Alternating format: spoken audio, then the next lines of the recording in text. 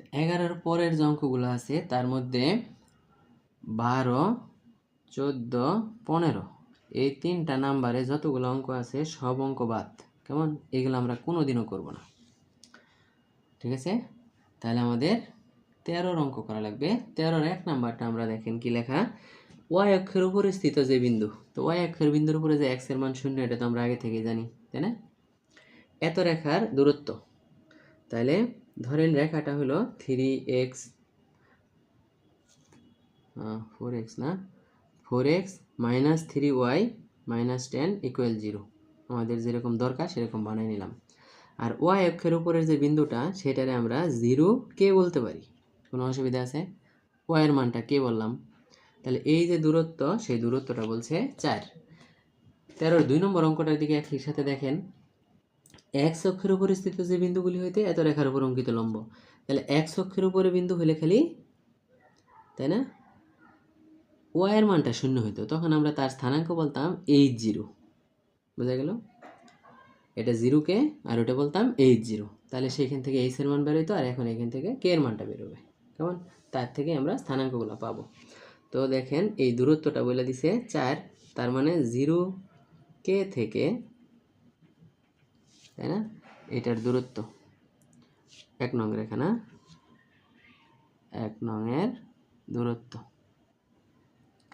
হ্যাঁ, এখানে কে লেখা লাগবে এমন না, এটা ওয়াই যদি বলি কোনো সমস্যা নেই, তাহলে ওয়াই এর মান বের হবে। তাহলে 0y থেকে দূরত্ব, তাই না? তাহলে দূরত্বটা কী হবে বলেন, এটা তো 0 হয়ে গেল, 3y minus 10 by √4² plus 3 modulus equal to বলতে হবে 4। তাহলে উপরে আমরা 3y প্লাস 10 লিখতে পারবো, মাইনাস কমন নিয়ে মডুলাসের কারণে মাইনাস ভেনিশ হয়ে গেল, বাই 5, আবার মডুলাস তুলে দেওয়ার কারণে প্লাস মাইনাস 4 লেখা লাগবে। তাহলে এইখান থেকে আমরা পাবো, দেখেন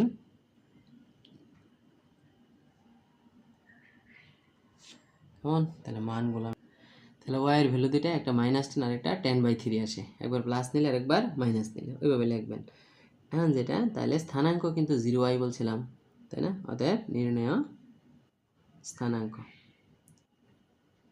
ওকে, সেটা কী হবে, 0 -10 একটা, 0 10/3 একটা, ওকে।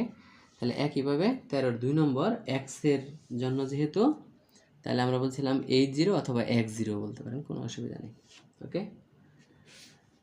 14 বাদ, 15 বাদ, সবগুলা বাদ। কেমন? এই ধরনের অঙ্কগুলো আমরা কোনোদিনও করব না। 16-র 1-এ চলে যান। হ্যাঁ, কী কথা লেখা আছে দেখেন,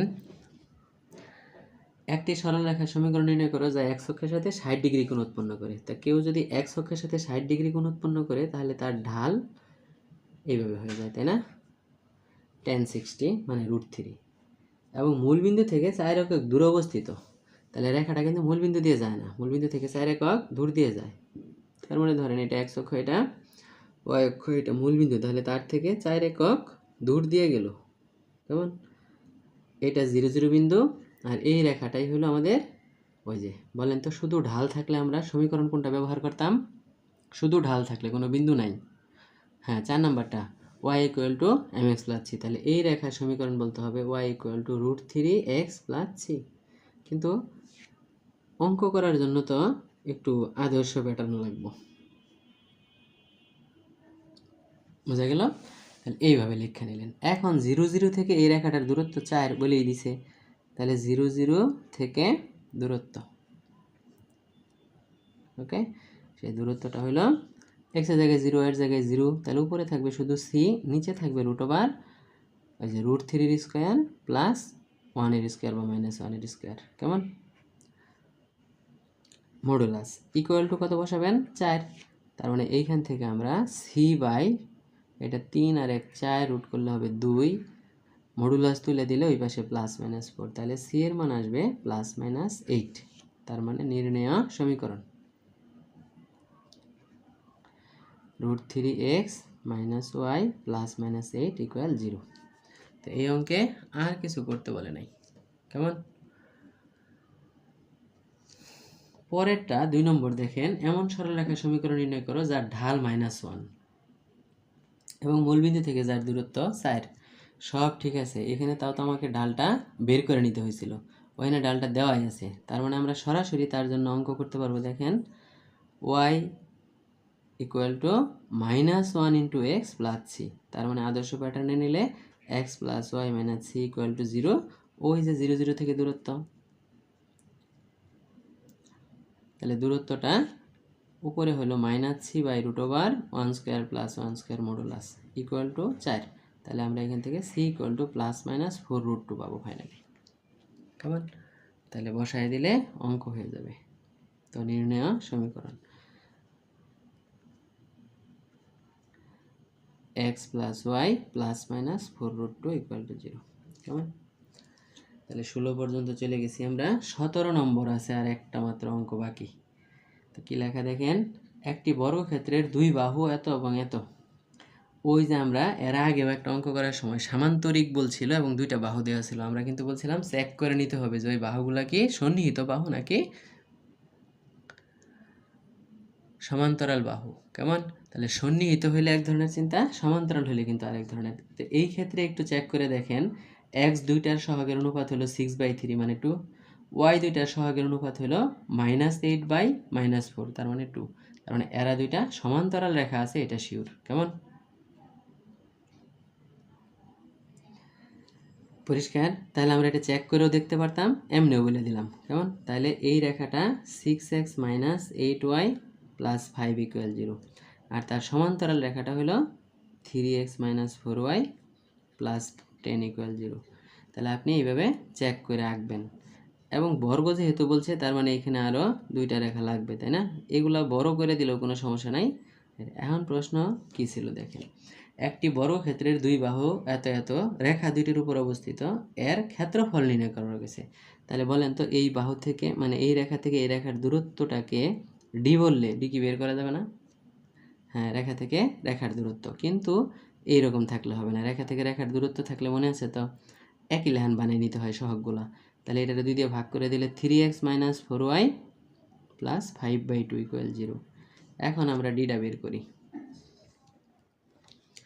হ্যাঁ, c1 - c2 10 - 5/2 লিখলাম √3² + 4² মডুলাস। তাহলে এইখান থেকে একটা দূরত্ব চলে আসবে, সেটা 5 3/2। অ্যান্ড এইটা একটা বর্গের বাহু হলে তাহলে আমাদের লিখতে হবে কি বলেন, অতএব বর্গের ক্ষেত্রফল ইকুয়াল হলো d², তার মানে 9/4 বর্গ একক। ওকে, তাহলে এর সাথে আমাদের